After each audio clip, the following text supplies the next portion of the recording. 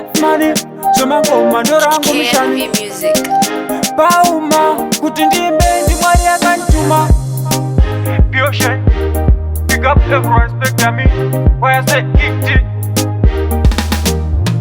Pakutanga vainditi ndapefoma vasingasendi kupisa kwete shishoma. Time ndakarohwa nengoma ndichambisa mafanzi pachosa. Pakutanga vainditi ndapefoma vasingasendi kupisa kwete shishoma. Time ndakarohwa nengoma ndichambisa mafanzi pachosa. Ngoma dzangu dzaita mukurumbira mafanzi angu zvakanga zvaomera vachifungidzira ngoma dziya dzapera asi vakashamisuka ndakuzvidashura. Pandakatadza pese vakakashaya vachindibhiga hanzi ngoma riri kubaka faya. Ndikati no amusati matanga ndicharova ngoma zvekuti muziramba.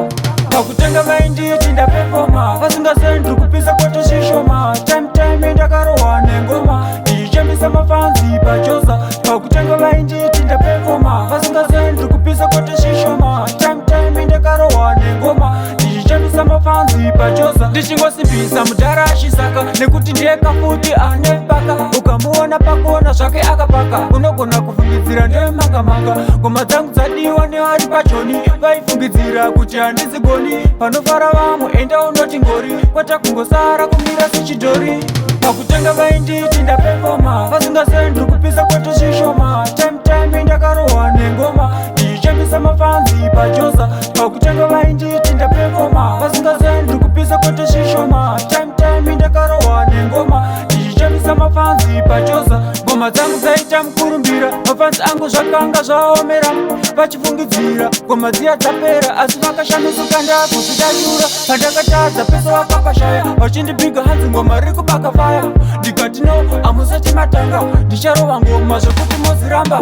Pakutanga vainditi ndapefoma vasingasendi kupisa kwete shishoma.